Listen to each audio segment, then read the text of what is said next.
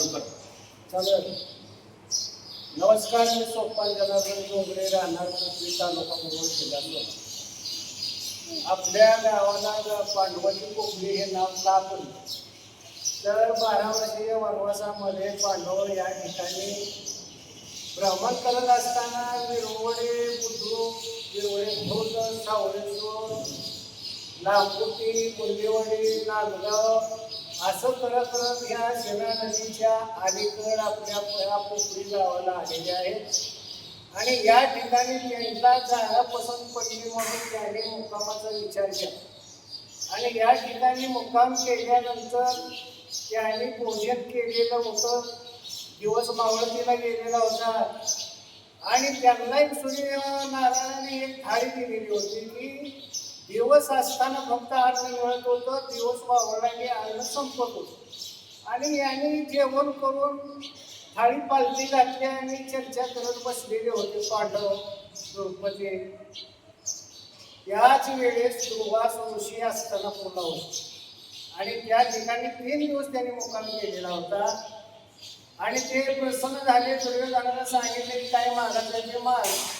तर दुर्योधनाने काय मागितलं, जिथं पांडव वनवासात आहेत, दिवस मावळतीला गेले नाही, त्याला भोजन माग. भोजन नाही दिलं तर तो जातो. आणि भोजन तर त्यांच्याकडून मिळत नव्हतं. म्हणून त्या ठिकाणी तृप्त झाले. ऋषी 60,000चा शिष्याचा मेळा या ठिकाणी प्रगट झाले. पांडवापाशी आले. पांडवांनी बघतात पांडव घाबरले. बाबा इतके उशीर या ठिकाणी हजर कसं काय झाले. त्या ठिकाणी आणि दर्शन घेतलं 5 पांडवांनी आणि विचार पशुलं पाणी दिलं आणि विचारलं, महाराज एवढ्या जाऊन कसं काय तुम्ही हजर राहणार. आलो तीर्थस्थान करत करत करत करत या ठिकाणी आलो. तुम्ही या ठिकाणी आहे असं मला समजलं म्हणजे तुम्ही तो दुर्वास ऋषी म्हणजे साधे नाही, ते महादेवाचे अंश आहे, श्री शंकराचा अंश आहे. दुर्वास ऋषी म्हणजे साधे नाही. आणि त्यांना अंतर्दृष्टी सर्व काही आपल्या जगात चालते ते कळत होतं. म्हणून तिथं मुक्त झाले आणि इथं प्रगत. आणि बसल्यानंतर विचारलं धर्मराजाने की काय महाराज केलं. दुर्वास ऋषीने सांगितले, धर्मराजा माझे शिष्य भुकेलेले आहेत, आम्हाला उजवत नाही. आता दिवस न मावळलेला आहे, जेवण कसं द्यायचं. 5 पांडव खूपच बसले, उत्तर द्यायला जागा नाही. पण दुर्वास ऋषी म्हणजे तुम्ही देता का नाही एवढंच उत्तर द्या. दिलं तर ठीक, नाहीतर आम्ही पुढे जातो. आणि त्या कुटीमध्ये द्रौपदी बसलेली. धर्मराजा म्हणला, क्षमा मारा. तो द्रौपदी जवळ गेले आणि द्रौपदी म्हणजे असं काय की एवढं का सुटलंय, एवढं का घाबरलंय. धर्मराजाने सांगितलं द्रौपदीला असे असे ऋषी आलेले आहे आणि त्याने भोजन मागले, काय करावं द्रौपदी. द्रौपदी म्हणजे त्याला थांबायला सांगा. द्रौपदीने कृष्णाचा धावा केला. त्यावेळेस कृष्ण जेवायला बसले आणि ज्या वेळेला कानावर धावा पडला त्यावेळेस कृष्ण धावत वाढल्यावर येतात. आणि काय एवढे हाता मारते म्हणून विचारलं द्रौपदीला. अहो मला म्हणजे बाहेर किती बसलेले यांना भोजन मागते. ते कृष्ण परमात्मा म्हणला, मला भूक लागली, आम्हाला काय असलं तर दे.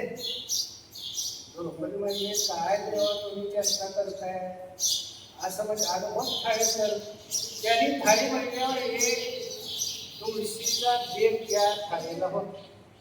एवढंच खाल्लं. देवाने घेतलं दिले आणि याला सांगितलं स्नान संध्या करून याला सांगा द्यायला. मग धर्मराजाने सांगितलं तुम्ही आंघोळ करून या, तोपर्यंत आम्ही भोजन करतो.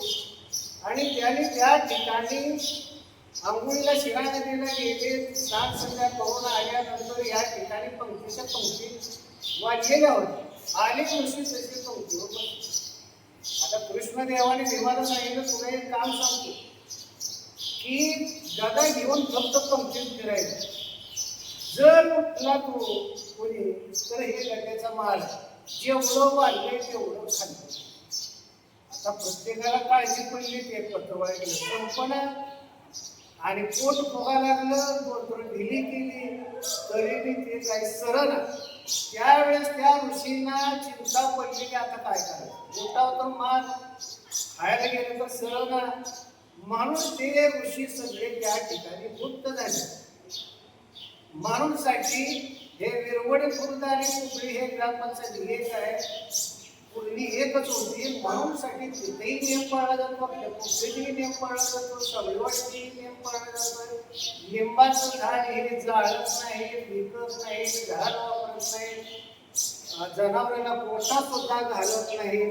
अशा प्रकारची ही पवित्र भूमी आहे. आणि या पवित्र भूमीचा असं आहे, तारकीवर यांची यात्रा नाही. ह्या पांडवांची यात्रेवर यात्रा नाही.